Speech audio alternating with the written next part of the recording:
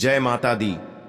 भक्तों, नवरात्रों में ज्वारे का क्या करें, अखंड ज्योत की बाती का क्या करें, अखंड ज्योति में जो तेल होता है बच जाता है उसका क्या करें, नवरात्र कब समाप्त होंगे और 2025 में कन्या पूजन कब करें और हरे भरे जौ का क्या करें। नवरात्रि में आप सब ये गलती न कर बैठे, अर्थात नवरात्रि के बाद में जो चावल होते हैं, जो ज्वारे होते हैं, जो ज्योत की बत्तियां होती हैं, जितनी भी हम नवरात्रि के समय में सामग्री चढ़ाते हैं, उन सब का क्या करें। यह सब आप गलत तरीके से नदी में विसर्जित कर देंगे और इसके फायदे नहीं जान पाएंगे। इस वीडियो को देखने के बाद आपको पूर्ण रूप से समझ में आ जाएगा कि सामग्री का क्या करना चाहिए। भक्तों, चैत्र नवरात्र में कन्या पूजन अष्टमी या नवमी तिथि को किया जाता है। इस साल अष्टमी तिथि 5 अप्रैल और नवमी तिथि 6 अप्रैल को पड़ रही है, जिस वजह से अष्टमी तिथि और कन्या पूजन 6 अप्रैल को किया जाएगा। ऐसे में आप इन दोनों में से किसी भी दिन कन्या पूजन कर सकते हैं। देखिए भक्तों, आप में से अधिकतर जो लोग हैं नवरात्रि में बहुत सारी गलती कर बैठते हैं। 9 दिन तक आप माता रानी की खूब पूजा करते हैं और भक्तों, माता रानी की पूजा करने के बाद जो चावल होते हैं, जो श्रृंगार का सामान होता है, अगरबत्तियां की जो जली हुई भस्म होती है, जो श्रृंगार का सामान होता है, जो देवी का सिक्का होता है, यह सब नदी में जाकर के विसर्जित कर देते हैं। भक्तों, यही सबसे बड़ी मूर्खता है। सारी जानकारी इस वीडियो में मैं आप लोगों को विस्तार से बताऊंगा।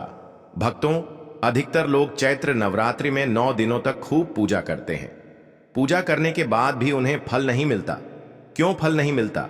यही सबसे बड़ी गलती करते हैं। माता रानी स्वयं उन्हें प्रसाद देकर करके जाती है, उनको फल प्रदान करके जाती है, लेकिन व्यक्ति उस फल का सदुपयोग नहीं कर पाते। देखिए भक्तों, अगर कुआं आपके पास में है और अगर आप कुएं में से पानी नहीं निकलोगे तो आपकी प्यास कैसे बुझेगी? ठीक उसी प्रकार आपको जानकारी नहीं है तो प्रसाद तो आपके पास में है, लेकिन उसका प्रयोग करना नहीं जानते हैं। भक्तों, कहने का मतलब है, मैं जो तरीका बताऊंगा इस तरीके से आपके जीवन में चल रही परेशानी, गरीबी, रोग, दोष, तकलीफ, हर प्रकार की मनोकामना की पूर्ति होगी। वीडियो को ध्यान से देखना। आज मुझे अपने गुरुओं के द्वारा प्रेरणा मिली है, माता आदिशक्ति के द्वारा प्रेरणा मिली है। ध्यान से देखना। नवरात्रि के समय में आप कौन सी गलती करते हैं जिससे आप निर्धन रह जाते हैं? भक्तों, आगे बढ़ने से पहले अगर आप भी चाहते हैं कि माता लक्ष्मी का आशीर्वाद आपके ऊपर सदैव बना रहे, तो इस वीडियो को एक लाइक करके आपके अपने चैनल द वास्तु शास्त्र वॉइस यूट्यूब चैनल को अभी सब्सक्राइब कर लें और कमेंट बॉक्स में जय लक्ष्मी माता जी लिखकर अपनी हाजिरी अवश्य लगाएं। भक्तों, जब भी हम माता रानी की पूजा करते हैं तो हम उन्हें श्रद्धा से चावल, फूल और सिक्के अर्पित करते हैं। अब मैं उन चावलों की बात कर रहा हूं जो पूजा के बाद बचते हैं। वह नहीं जो ढेर सारे होते हैं, बल्कि खास वो चावल जो हम क्षमा याचना करते हुए माता रानी को समर्पित करते हैं। अक्सर देखा गया है कि पूजा समाप्त होने के बाद लोग उन चावलों, फूलों और सिक्कों को उठाकर नदी में बहा देते हैं। अब जरा सोचिए, आपने पूरे 9 दिन तक माता रानी की पूजा की, उनका आशीर्वाद प्राप्त किया और जब उन्होंने आपको प्रसाद के रूप में कुछ दिया तो आपने उसे बिना सोचे समझे बहा दिया। यही तो सबसे बड़ी गलती है। 9 दिनों की भक्ति का फल आप खुद अपने हाथों से पानी में बहा देते हैं। ऐसा नहीं करना चाहिए। इन चावलों का, फूलों का, सिक्कों का अपना एक अलग महत्व होता है। यह सब चीजें माता रानी की कृपा से जागृत हो जाती हैं। यह कोई साधारण वस्तुएं नहीं रह जाती। इसीलिए जब भी आपको ऐसे चावल मिले तो उन्हें संभाल कर रखें। आप चाहे तो इन चावलों को अपने अन्न भंडार में रख सकते हैं। मतलब जो चावल आप रोज पकाकर खाते हैं उनमें इन चावलों के 2-4 दाने मिला दीजिए। कुछ चावल अपने घर के धन स्थान पर भी रखिए। जो फूल पूजा में चढ़े होते हैं उन्हें सुखाकर अपने पर्स या तिजोरी में रखिए और जो सिक्के माता रानी को चढ़ाए गए होते हैं उन्हें भी अपने पर्स या धन पेटी में रखें। इन सब का बड़ा लाभ होता है। माता के मंत्रों से सिद्ध यह चावल, फूल और सिक्के हमारे जीवन में सकारात्मक ऊर्जा लाते हैं। नवरात्रि में जब नव दुर्गा का साक्षात वास होता है तो उस समय अर्पित की गई हर चीज जागृत हो जाती है, उसमें शक्ति आ जाती है। अब बात करें इन चावलों को खाने की, तो इन्हें एक साथ कभी मत खाइए। जब भी घर में चावल बने तो उसमें माता रानी के चावल के 1 या 2 दाने डाल दीजिए। इससे आपके शरीर को शक्ति मिलती है, रोग दोष दूर होते हैं और जीवन में आने वाले कष्टों से बचाव होता है। शारीरिक पीड़ा है, मानसिक पीड़ा है, वह दूर हो जाती है और भक्तों माता रानी की आपको कृपा प्राप्त होती है। माता रानी की कृपा से शरीर में एक ऐसी ऊर्जा उत्पन्न होती है जिस ऊर्जा से आप अपने आप को स्वस्थ करते हैं और आप जहां भी चले जाइए, जिस भी कार्य को करिए, वह कार्य आपका सफल होता है। और भक्तों आपको एक बात और बता दूं कि कभी भी इन चावलों को थोड़ा सा खाते हैं, आपका पेट भर जाता है, यानी कि इसमें तृप्ति जल्दी मिलती है और आपके घर में कभी भी अन्न की कमी नहीं रहेगी। आप में से अधिकतर जो भक्त हैं माता रानी को श्रृंगार का सामान जरूर चढ़ाते हैं और श्रृंगार का सामान चढ़ाने के बाद इसे आप लोग नदी में बहा देते हैं या फिर अन्य को दे देते होंगे, तो ऐसा आपको नहीं करना है। जो श्रृंगार का सामान आप चढ़ाते हैं माता रानी के लिए 9 दिन के बाद इस श्रृंगार के सामान को आपके घर की जो शादीशुदा महिलाएं हैं उन्हें देना चाहिए। इससे क्या बेनिफिट होता है? इससे अखंड सौभाग्य की प्राप्ति होती है। जब तक वह माता बहनें श्रृंगार करेंगी, जो भी माता रानी को चढ़ा हुआ श्रृंगार आपने दिया श्रृंगार करेंगे, तब तक अगर साक्षात स्वयं काल भी उनके पास आ जाए उनके पति को ले जाने के लिए, मृत्यु के घाट उतारने के लिए, तो उनका बाल भी बांका नहीं कर पाएगा। इससे उस स्त्री को अखंड सौभाग्यवती की प्राप्ति होती है। महिलाएं घर की साक्षात लक्ष्मी होती हैं। इसीलिए भक्तों विशेषकर ध्यान रखें कि जो बचा हुआ माता रानी को चढ़ाया गया श्रृंगार का सामान होता है, माता बहनों को देना चाहिए।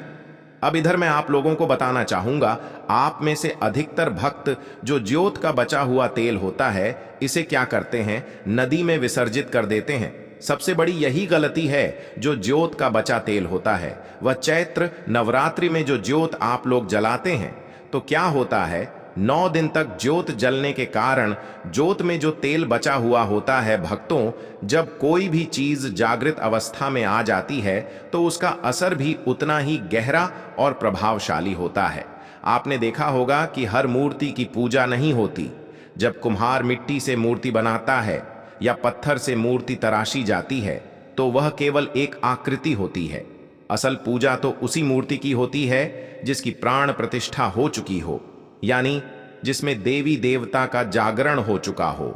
उसी तरह जो ज्योति हम माता रानी के आगे जलाते हैं, उसका जो तेल बच जाता है वह भी जलते जलते जागृत अवस्था में आ जाता है। अब यह तेल कोई आम तेल नहीं रह जाता, इसमें माता की कृपा समा जाती है और इसका उपयोग बहुत लाभकारी हो सकता है। अगर आपके शरीर में दर्द रहता है, सिर में भारीपन है, पैरों में थकान रहती है, या आपको ऐसा लगता है कि किसी ने आप पर तंत्र मंत्र या काला जादू कर दिया है, तो उस स्थिति में इस तेल का उपयोग बहुत कारगर होता है। आपको बस इतना करना है कि वह बचा हुआ तेल अपने शरीर के कुछ हिस्सों पर लगाना है। सबसे पहले अपने सिर पर थोड़ा सा तेल लगाइए, फिर शरीर के उन हिस्सों पर लगाइए जहां दर्द महसूस होता है। शरीर के 7 हिस्सों पर यह तेल लगाना बहुत प्रभावशाली होता है, जैसे सिर, पैर, हाथ, कोहनी, हृदय, गला और पीठ। जब आप ऐसा करते हैं तो चाहे कितनी भी बड़ी नकारात्मक ऊर्जा क्यों ना हो, कितना भी भारी तांत्रिक असर क्यों ना हो, माता रानी की कृपा से वह सब दूर हो जाता है।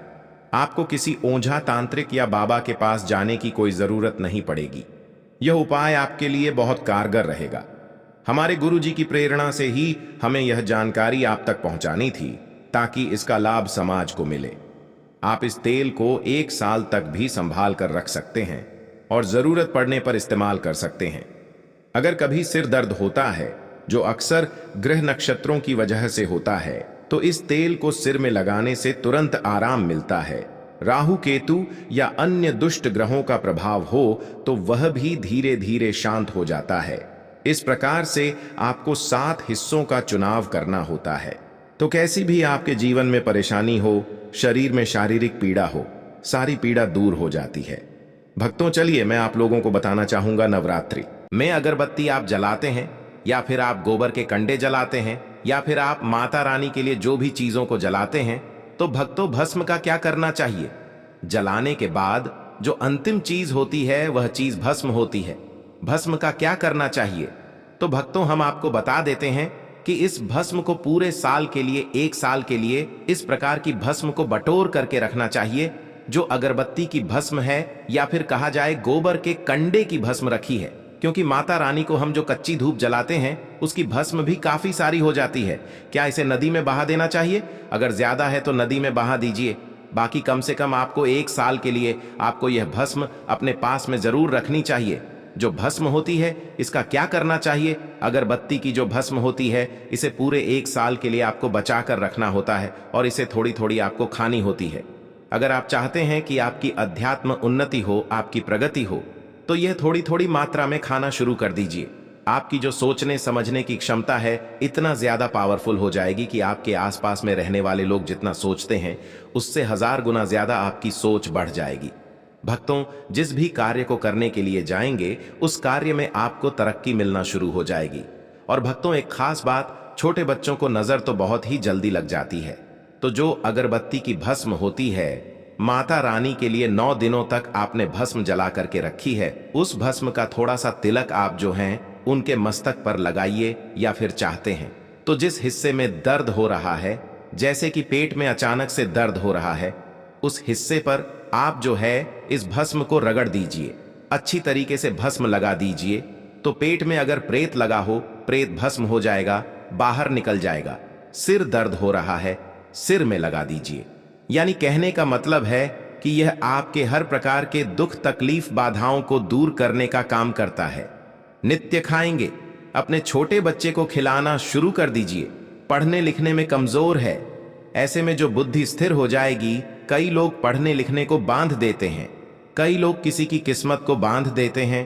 तो भक्तों, इन सारी समस्याओं से छुटकारा पाना चाहते हैं तो इस भस्म का तिलक प्रतिदिन जरूर लगाइए। अगर दोस्तों आप इनका तिलक लगाते हैं तो फिर यह अति उत्तम है। सोने पर सुहागा होगा आपके लिए और आपके बच्चे की जो पढ़ने लिखने की जो क्षमता है काफी बढ़ जाएगी। आप जहां भी जाएं आपको भी अध्यात्म उन्नति मिलेगी। इस भस्म का जब तक तिलक आपके सिर पर लगा रहेगा, कोई भी आपका बाल बांका नहीं कर पाएगा। और भक्तों, यदि आपके ऊपर कोई व्यक्ति तंत्र विकार करता है या करने का प्रयास भी करेगा, तब भी नहीं लगता है। हमारे चैनल द वास्तुशास्त्र वॉइस का मकसद है जनहित एवं जन कल्याण करना। आइए जानते हैं कि ज्योत की बाती का क्या करना चाहिए। आप में से अधिकतर भक्त या तो नदी में बहा देते हैं और अधिकतर लोग हैं या धन स्थान पर रखते हैं, इससे फायदा नहीं मिलता। दोस्तों, ज्योत की बाती ही हमेशा जागृत अवस्था में रहती है। ध्यान से सुनना, जो कि बाती को हमेशा आप जो है अपनी बाजू पर पहनना, बाजू बंद की तरह आपको इसे पहनना चाहिए। अगर लड़की है तो लड़की से अपनी भुजा में आपको इसे पहनना चाहिए। क्यों पहनना चाहिए? क्योंकि यह कोई साधारण नहीं है, यह साक्षात मां दुर्गा का आशीर्वाद होता है।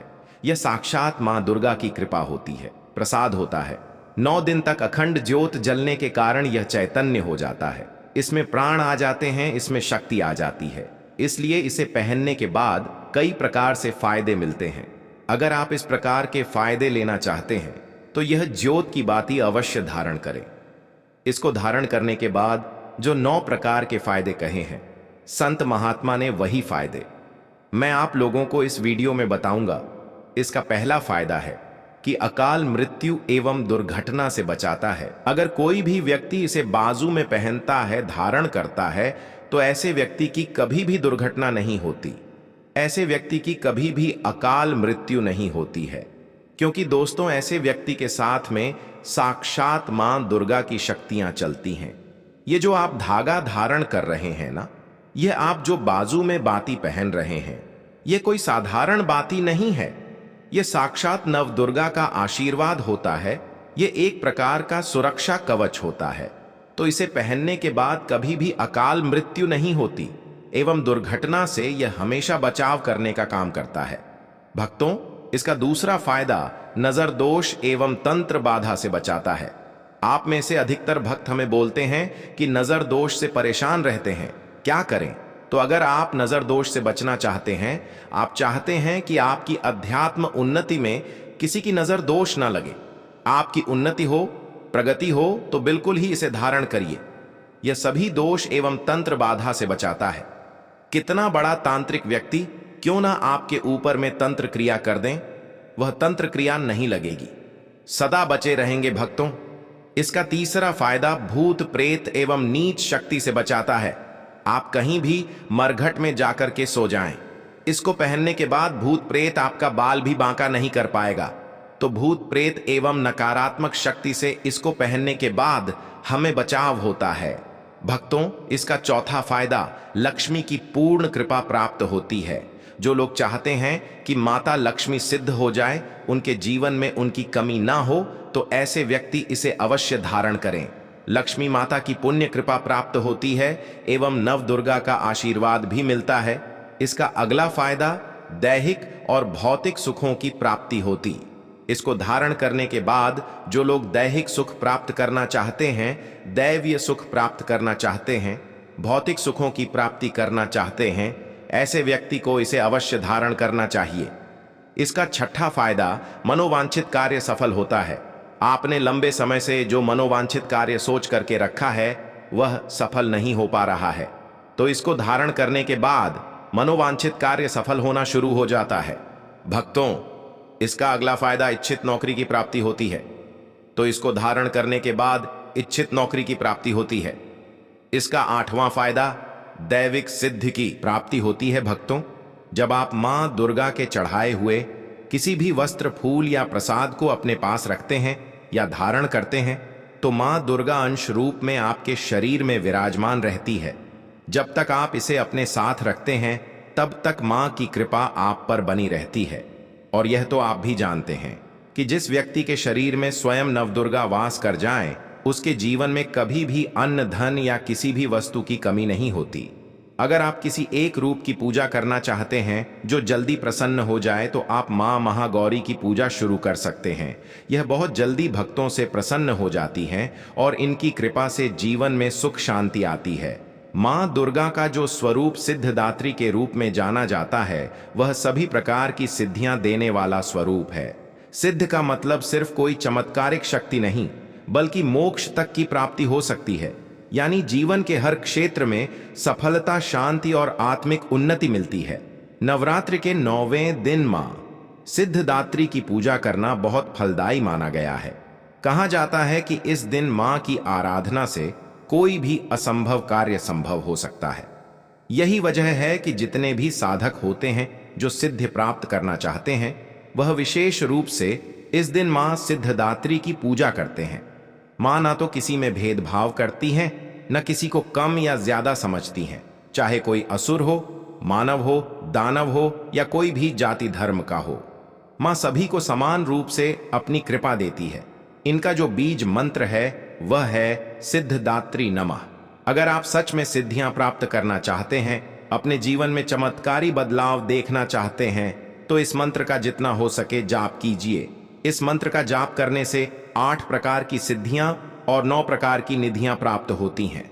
तो भक्तों, अगर मन में सच्ची श्रद्धा हो और साधना में निरंतरता हो, तो मां सिद्धदात्री की कृपा से जीवन में हर वह चीज मिल सकती है जो आपने कभी सोची भी ना हो। भक्तों, यह तमाम जानकारी जन रुचि को ध्यान में रखकर दी जा रही है। वास्तुशास्त्र के उपाय को अपनी आस्था और विश्वास पर आजमाएं। आज की यह जानकारी अगर आपको पसंद आई हो तो इस वीडियो को एक लाइक करके आपके अपने चैनल द वास्तुशास्त्र वॉइस को अभी सब्सक्राइब कर लें और बेल नोटिफिकेशन को ऑल पर सेट जरूर करें।